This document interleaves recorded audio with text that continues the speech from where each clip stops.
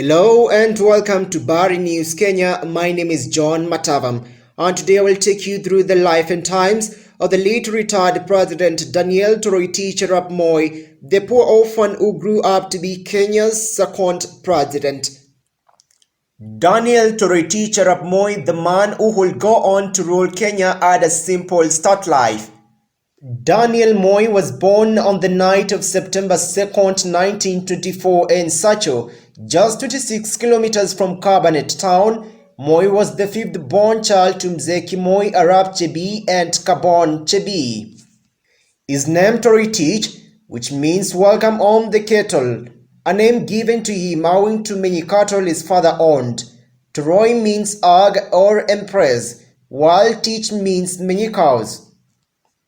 His inability to turn to cattle is probably what changed his course in life, as he marked the beginning of his educational journey, one that he began after his father died in 1928.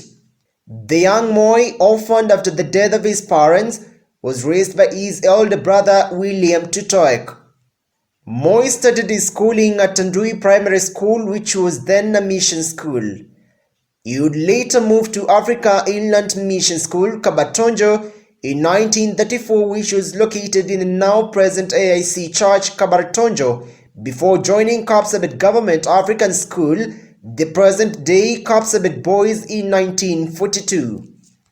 It is with such determination that saw Moi finish his secondary education and later joins a teacher's training school in Kapsabet in 1945, where he also doubled as a student teacher.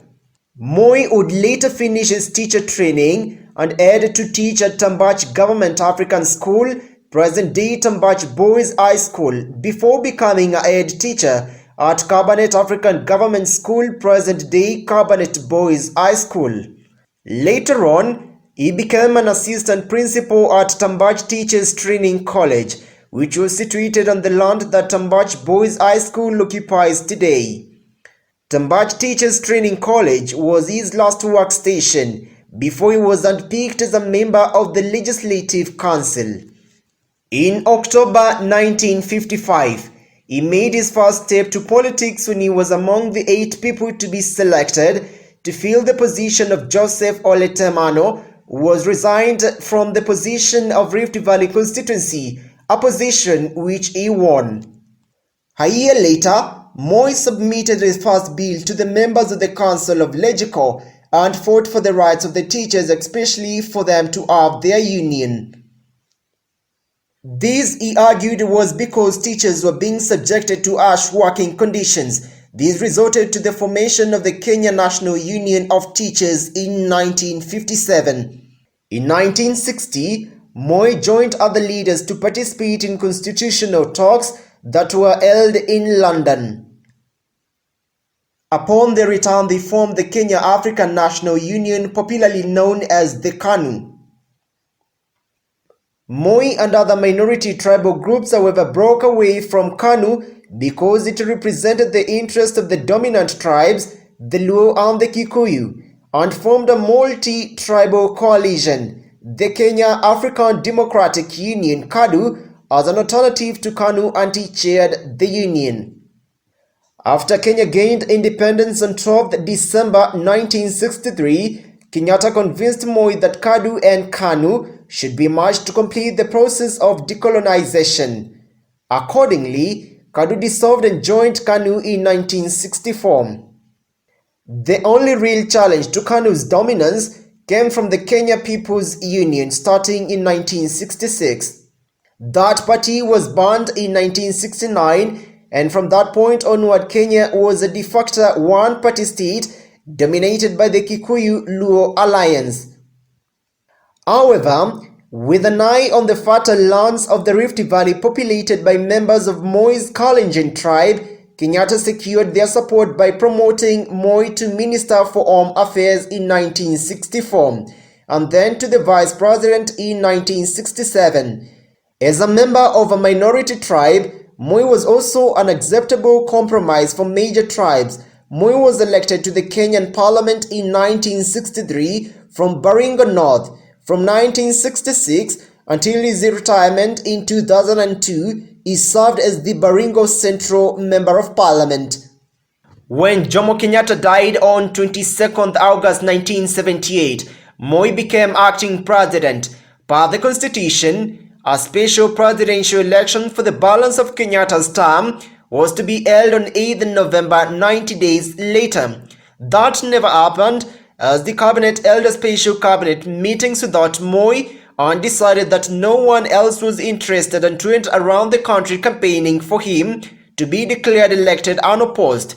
He was therefore sworn in as the second president of Kenya on 14th October 1978. In the beginning, Moi was popular, with a widespread support all over the country. He toured the country and came into contact with the people everywhere, which was in great contrast to Kenyatta's imperial style of governing behind closed doors. Despite his popularity, Moi was still too weak to consolidate his power. From the beginning, anti-communism was the important theme of Moi's government. On 1st August 1982, lower-level Air Force personnel, led by Senior Private Grade 1 Ezekiel Chuka and backed by university students, attempted a coup d'etat to oust Moi. The push was quickly suppressed by military and police forces, commanded by the Chief of General Staff Mahmoud Mohammed. Moi took the opportunity to dismiss political opponents and consolidate his power. He reduced the influence of Kenyatta's men in the cabinet through a long-running judicial inquiry that resulted in the identification of key Kenyatta men as traitors. Moi pardoned them, but not before establishing their traitor status in the public view. Kenya had been a one-party state since 1969. Kenya's academics and other intelligentsia did not accept these, and the universities and colleges became the origin of movements that sought to introduce democratic reforms. With that, underground movements were formed like Mwakenya and Pambana. Moi's regime now faced the end of the Cold War and an economy stagnating under rising oil prices and falling prices for agricultural commodities. At that time, Kenya had received much foreign aid as the country was accepted as well as governed with Moi as a legitimate leader and firmly in charge. Western allies deliberately overlooked the increasing degree of political repression, including the use of torture at the infamous Nyayo House torture chambers. Moi won elections in 1992 and 1997, which were marred by political violence on both sides. Moi skillfully exploited Kenya's mix of ethnic tensions in this contest, gaining a plurality in both elections through a mix of picking up votes across the country, while his opponent's support was more concentrated, attracting votes wide of similar tribes as well as Luhya and Gikuyu. In the absence of an organized and effective opposition, Moi had no difficulty in winning. In 1992, he polled 36.3% of the votes, and in 1997, he received 40.4%, but both were comfortable victories because the other votes were split between the opposition parties. Moi was constitutionally barred from running in 2002 presidential elections. Some of his supporters floated the idea of amending the constitution to allow him to run a third term, but Moi preferred to retire, choosing Uhuru Kenyatta, the son of Kenya's first president, as his successor. However, Mwai Kibaki was elected president by 2-1 majority over Kenyatta, which was confirmed on 29 December 2002. Kibaki was then wheelchair-bound, having narrowly escaped death in a road traffic accident on the campaign trail. Moi handed over power in a poorly organized ceremony that had one of the largest crowds ever seen in Nairobi in attendance. After leaving office in December 2002, Moi lived in retirement, largely shunned by political establishment. However, he still retained some popularity with the masses, and his presence never failed to gather a crowd. He spoke out against proposal for new constitution in 2005. According to Moi, the document was contrary to the aspirations of the Kenyan people. after the proposal was defeated in November 2005 constitutional referendum, President Kibaki called President Moi to arrange for a meeting to discuss the way forward.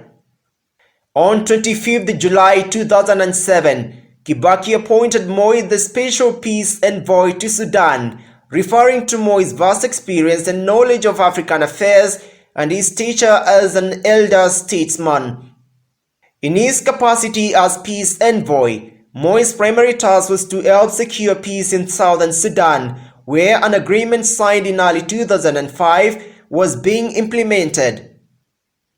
At the time, the Kenyan press speculated that Moi and Kibaki were planning an alliance ahead of the December 2007 elections. On 28 August 2007, Moi announced his support for Kibaki's re-election and said that he would campaign for President Kibaki. He sharply criticized the two opposition Orange Democratic Movement factions, arguing that they were tribal in nature. Daniel Moi owned the Kiptagich tea factory established in 1979, which has been involved in a controversy. In 2009, the factory was under threat of being closed down by the government during the Mau forest evictions. Daniel Moi was married to Lena Moi from 1950 until the separation in 1974, before his presidency term.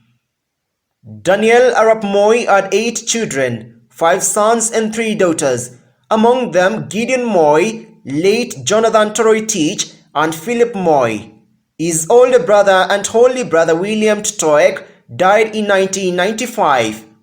Daniel Moi was the founder and patron of major schools in Kenya, which include Moi Educational Center, Kabarak High School, Sunshine Secondary Schools, Sacho Primary and Secondary School, among others.